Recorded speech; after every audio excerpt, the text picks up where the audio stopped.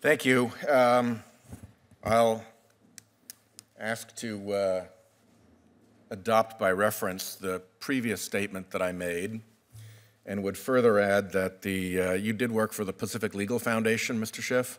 Yes, that's correct. That the Pacific Legal Foundation is actually a front group of that corporate influence enterprise, and its function in life is to troll the courts of the country looking for opportunities to step in and push for the pro-corporate legal doctrines that the Pacific Legal Foundation is funded to fight for.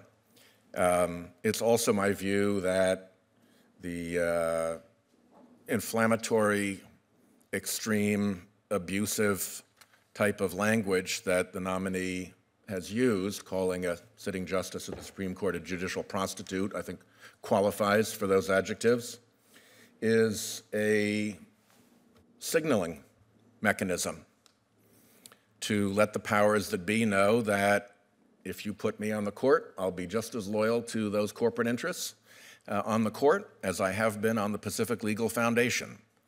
So it's particularly frustrating to hear you refuse to answer Senator Franken's questions about some of those statements, and to have you say that that's a door that you are closing and that a whole new Damien Schiff is going to emerge in black robes, and all of the things that you've said in the past don't matter and aren't things that you can be held accountable for, when those are exactly the flags that you sent up that got you in that seat here in the first place.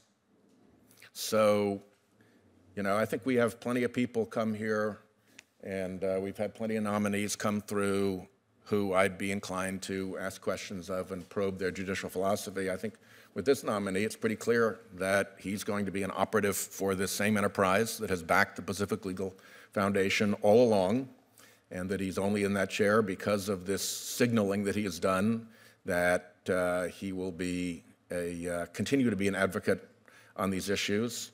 And you know, we've come to a point where this nominations protocol has made most of these hearings mostly meaningless.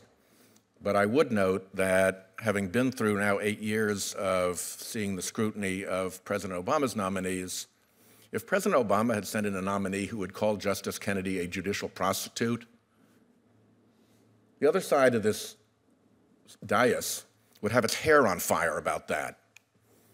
So there's something that's interesting to me, that all we're getting is excuses for the intemperate language and the extremist statements of these candidates.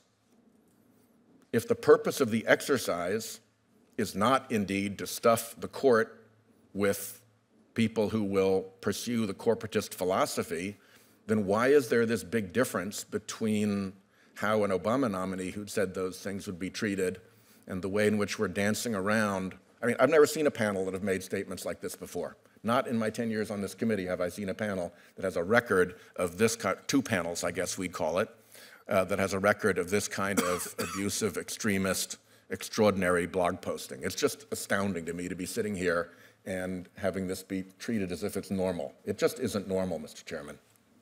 I yield my time.